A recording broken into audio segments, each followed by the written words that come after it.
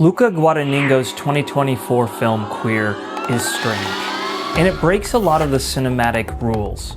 For instance, in the love at first sight scene, it plays over Nirvana's Come As You Are. Obviously, this is not Nirvana's Come As You Are, a song that came out in the 90s, even though this film takes place in the 1950s. And later, it happens again. At a dinner sequence, it plays Nirvana's Marigold over the muffled PA system. P.S. I'm a huge Nirvana fan, and to hear this deep cut in Nirvana's album that's actually a song written by Dave Grohl, it got the nerd out in me. And that's how I kind of feel about this entire film. It doesn't completely make any logical sense sometimes, and it strays away from a conventional narrative, but somehow, deep down, it just has the right vibe. On YouTube, you see a lot of videos that just break down the symbolism, what did it all mean, but I think sometimes we have to accept that we don't have to necessarily understand exactly what happens in the movie.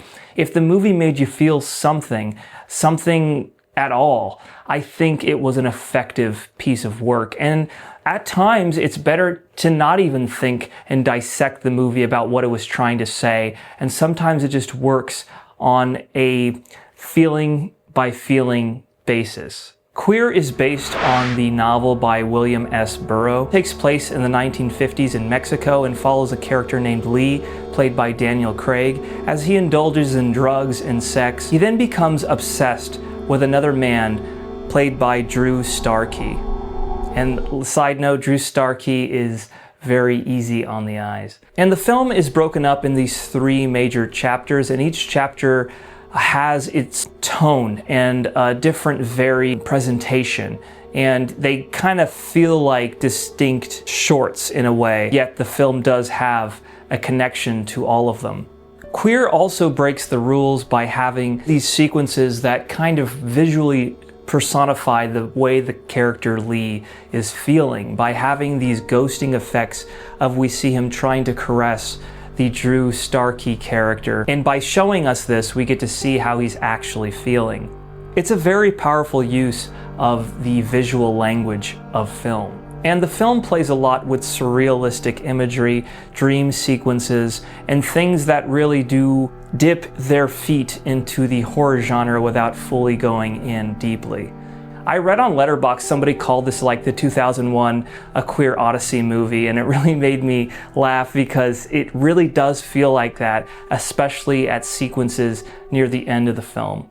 And a lot of this has to do with the central performance by Daniel Craig, who really holds the film and has such a strange, varied, layered performance as Lee, who has a lot of complicated things going on in his life, primarily his drug problem that he has, which brought him to Mexico because there things were a little bit more relaxed about him being able to possess the drugs that he needs to fulfill his addiction.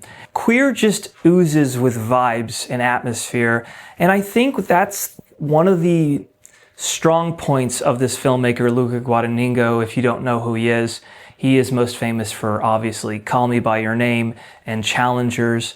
And I think there's something about his films that he does a great job just creating a world that you believe and just having this atmosphere and this world that you feel like is really real. And he does a great job just letting the characters live and breathe in this world before things actually start to work here. And the film even reminded me of Call Me By Your Name, the way it even opens on these static shots of possessions and items and rooms. And a lot of people probably thought this was going to be an unofficial sequel to Call Me By Your Name, just the way that the trailer kind of presented it as this love story. But let me be clear, this is not at all like Call Me By Your Name. It has some similar themes about longing and wanting to be with somebody that you can't be with, but it's a very distinctly different type of thing, a much more somber, depressive movie than I think Call Me By Your Name even was. Queer is a very difficult film to talk about because my interpretation may be different than yours, and I think that's why it has stuck with me the days since I've seen it. And I have to admit, I did not like it right away. It has since grown on me as time has gone on, and I appreciate it a lot more now as I have sat with it and thought about it. There is a sequence near the last half of the film that really surprised me. I didn't even recognize that it was Leslie Manville, and I'm a huge Mike Leigh fan. And when I realized it was her, I was just kind of shocked because she really disappears in this role of this woman who is this botanist in the jungle, and she's kind of got a couple screws loose. She might have been too long in the jungle with some cabin fever, but such a very memorable performance from her, even though she's not on screen for a very long time.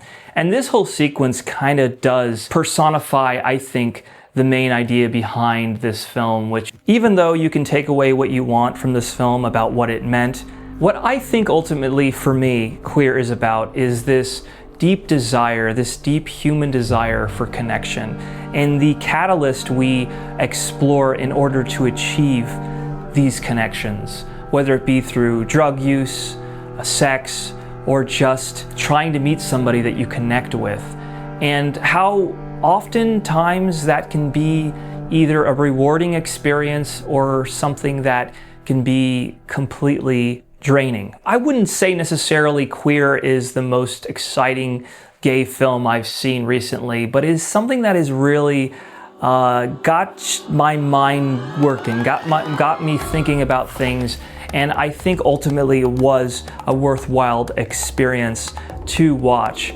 But I don't think it's going to be satisfying for everybody, I know that. And did you know that this is not the first gay character that Daniel Craig played? Early on in his career, he was in a movie called Love is the Devil, and he bears a lot more than his emotions in it. If you want to watch it, I talk about it right here.